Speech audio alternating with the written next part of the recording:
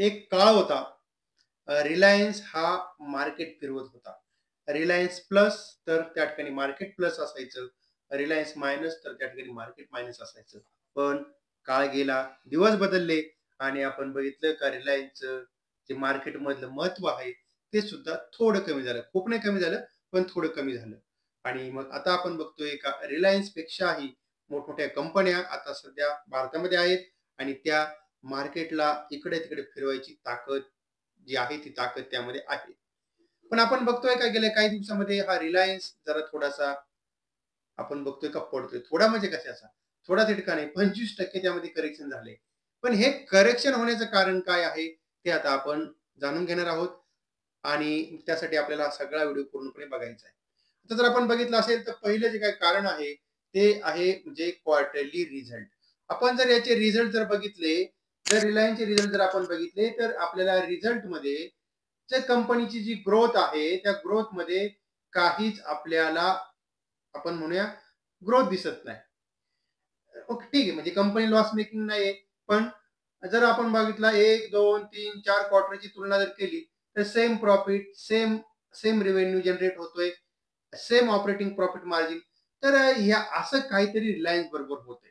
ते जर आपण पूर्णपणे बघायचं असेल, तर बघा आपण इथे आपल्या ह्या वेबसाईटवरती येऊन आपण इथे या ठिकाणी चेक करूया एकदा बघा. आता जर रिलायन्स आपण बघतोय बघा, आजही आपण बघतोय का जवळ-जवळ 1.5% पर्यंत आपल्याला त्या ठिकाणी करेक्शन बघायला भेटलेलं आहे. आणि मार्केट कॅपिटल बघा जवळ-जवळ एकेकाळी जर बघितलं आपण तर 20 लाख करोड रुपयापर्यंत मार्केट कॅपिटल होतं. ते 17 लाखाच्या खाली आलेलं आहे. आणि आता जर आपण इथे बघितले बघा हा स्टॉक आपल्याला कितीतरी दिवसापासून म्हणजेच जो सप्टेंबर ऑक्टोबर महिन्यापासून आपण बघतोय का हा 50 आणि 200 दिवसाच्या मूव्हिंग एव्हरेजच्या खाली आपल्याला हा इथे या ठिकाणी ट्रेड करताना दिसतोय. आणि आपल्याला काय बघायचं होतं तर महत्वाचं म्हणजे आपल्याला क्वार्टरली रिझल्ट आपल्याला बघायचे होते. ते जर आपण बघितलं असेल तर आपल्याला त्या ठिकाणी बघा आता हे मी तुम्हाला दाखवतो की सप्टेंबर 2022 पासून जर आपण विचार जर केला तर आपण बघा इथे काय दिसतंय आपल्याला काय बघायला भेटतंय. तर इथे आपल्याला एखादं चित्र असं बघायला भेटतंय. बघा 2,29,000 रुपये सेल आहे. परत कमी झाला 2,12, 2,7, 2,31, 2,25, 2,36, 2,31, 2,31, 2,39. म्हणजे जर आपण हे टोटली बघा हे 4 आणि 4 8 आणि 2 10 क्वार्टर जर बघितले 10 क्वार्टर मध्ये कंपनीला सेम सेल आहे. सेलमध्ये कंपनीच्या ग्रोथ झालेली नाही. त्यानंतर आपण बघतोय ऑपरेटिंग प्रॉफिट मार्जिन इथं आपल्याला 14%, 16, 18, 18, 18, 18 सेम त्या ठिकाणी सगळ्या गोष्टी आहेत. आणि जर आपण कंपनीचा प्रॉफिट जर बघितला तोही आपल्याला बघा फक्त आपण इथे बघतोय का 15,000 करोड आहे. इथे 17, 18,000 करोड, 21,000 आणि आताही सुद्धा प्रॉफिट आपल्याला 21,000 करोड रुपयाच्या आसपास आहे. मध्ये तर कमी झाला होता बघा 19,000, 17,000, 19,000, 19,000. तर म्हणजे एकंदरीत आपण बघतोय का स्टॉक्स आपल्याला खाली येण्याचं सगळ्यात महत्वाचं कारण आहे त्या कंपनीचा जो आपल्याला या ठिकाणी दिसतोय संपूर्णपणे क्वार्टरली जे काही रिझल्ट बघितले तर सेल म्हणजे रेव्हेन्यू काही वाढत नाहीये, प्रॉफिट वाढत नाहीये. ओके. आणि आणखीन थोडं पुढे आपण जाऊया आणि थोडं पुढे गेल्यानंतर आपल्याला अजून काहीतरी बघायला पाहिजे कंपनीमध्ये. त्या कंपनीवरती कर्ज किती आहे. ठीक आहे. आपण जर बघितलंय चार्टवरती तर कंपनीवरती कर्जाचा वाढता बोजा आणि तेही आपल्याला इथे या ठिकाणी कारण बघायला भेटते बघा. 2014ला बघितलं तर 1,38,000 रुपये कंपनीवरती कर्ज होतं. नंतर मध्ये आपण बघतो 2016ला 1,94,000 करोड रुपये होतं. 2020 साली 3,55,000 करोड रुपयाचं कर्ज होतं. मध्ये तर जवळजवळ 4.5 लाख करोड रुपयापर्यंत कर्ज गेलं होतं. आता ही ते 3,57,000 करोड रुपयापर्यंत कर्ज कंपनीवरती आहे. आणि मग ह्या सगळ्या गोष्टीमुळे जर आपण जर सगळ्या गोष्टींचा विचार केला तर मग आपल्याला असं दिसतंय का रिलायन्स आपल्याला ह्या गोष्टीमुळे पडताना दिसतोय. ओके. आणि आणखीन त्यानंतर जर आपण सगळ्यात महत्वाची गोष्ट जर बघितली तर आपल्याला इथे एफ-आय ची जी कमी म्हणजे जो स्टेक आहे तो आपल्याला स्टेक कमी होताना दिसतोय. बघा 2022ला जो 24% स्टेक होता तो आता 19% पर्यंत स्टेक आलेला आहे. ओके. आणि मग आता परत आपण आपल्या चार्टवरती येऊया. आता हे तुम्हाला महत्वाचं कारण सांगितलंय. दुसरं कारण आहे का मार्केटमध्ये काय आहे कॉम्पिटिशन आहे. ओके. कॉम्पिटिशन आहे मार्केटमध्ये. मार्केटमध्ये कॉम्पिटिशन जर बघितली तर आता काय झालेलं आहे बघा. आता एक कॉम्पिटिशन कशामध्ये आहे? कॉम्पिटिशन आहे आता जे काही रिलायन्सनी वेगवेगळे बिझनेस चालू केले. आपल्याला पहिल्यांदा बघितलं पाहिजे त्यांचा एक आहे बघा हा म्हणजे हा पहिला बिझनेस O2C. 2 नंबरचा रिटेल बिझनेस आहे. ओके. आणि त्यानंतर 3 नंबरचा जिओ आहे. आता आपण OTC मध्ये जर बघितलं तर म्हणजे इथं काय आहे का ऑइल टू केमिकल, म्हणजे त्यामुळे त्यांचं केमिकल सेक्टर, ऑइल, गॅस वगैरे सगळं आलं यामध्ये. याचा जर आपण पहिला वाटा जर बघितला तर 75% पर्यंत होता रेव्हेन्यू मध्ये, तो आता कमी झालेला आहे. तो कमी होऊन आपण बघतोय का, जर आपण इथे बघितलं असेल बघा, आता इथे मी तुम्हाला रिलायन्सचा चार्ट एकदा परत दाखव, म्हणजे रिलायन्सची माहिती तुम्हाला परत दाखवतो. ओके, आता जर आपण इथे बघितलं असेल तर आता इथे ठीक आहे. आता इथे हा जो 57% पर्यंत खाली आलेला आहे. आता जर आपण इथे बघितलं 57% पर्यंत हा खाली आलाय, म्हणजे जर पहिला आपण बघितलं असेल तर O2C हा जवळजवळ 70-75% होता, तो 57% पर्यंत वाटा आलेला आहे. म्हणजे आपल्याला O2C सेक्टरमध्ये कंपनीचं जे काय आहे सेल, बिझनेस रेव्हेन्यू कमी होताना दिसतंय. कंपनी आता वेगवेगळ्या ठिकाणी बिझनेस त्यांचा डायव्हर्ट करते. ओके. नंतर रिटेल जर आपण बघितलं असेल, रिलायन्स रिटेलचा जर आपण बिझनेसचा विचार जर केला, तर ह्या रिटेल सेक्टरमध्ये कॉम्पिटिशन खूप आहे. आणि आपल्याला इथेही प्रॉब्लेम असा आहे का ग्रोथ ही आपल्याला या ठिकाणी नाहीये. कुठली ग्रोथ नाही. ठीक आहे, कंपनी लॉसमध्ये नाही, कंपनीचा प्रॉफिट हा सेम होतोय. पण आपल्याला इथेही ग्रोथ जी आहे ती ग्रोथ बघायला भेटत नाहीये. रिटेलमध्ये कॉम्पिटिशन खूप आहे ना. आपण रिटेलमध्ये बघतोय का त्यांना जी काय आहे कॉम्पिटिशन, ती आहे पहिली गोष्ट म्हणजे ट्रेंट आहे. त्याच्यानंतर आपला काय आहे, आपला इंडिया सुपर मार्ट आहे. ओके. तर ह्या अशा सगळ्या गोष्टी यांच्यासाठी कॉम्पिटिशनला आहेत. तर डीमार्ट आहे. त्यानंतर आता नवीन Amazon वगैरे, म्हणजे आता हे जे सर्व्हिस पुरवतात ते सर्व्हिस तुम्हाला Amazon पण पुरवते. म्हणजे Flipkart पण पुरवते आणि ते तुम्हाला घरपोच पुरवते. आणि त्यामुळे इथे या रिटेल सेक्टरमध्ये जर बघितलं तर तिथेही रिलायन्सला कॉम्पिटिशन आहे. आणि 3 नंबरची जी आहे जिओ. जिओचं जर आता आपण बघितलं असेल तर जिओने मध्ये जे काही टॅरिफ वाढवले, जे टॅरिफ त्यांनी वाढवले, तर ह्या टॅरिफचा जो काही आपल्याला असा दुष्परिणाम दिसायला, म्हणजे आता जे काही त्यांनी हे रेट वाढले, जिओचे जे आपण म्हणूया रेट जे काही वाढले, रेट त्यांनी जे वाढवले, टॉक टाइम वगैरे ते कमी केलेलं आहे.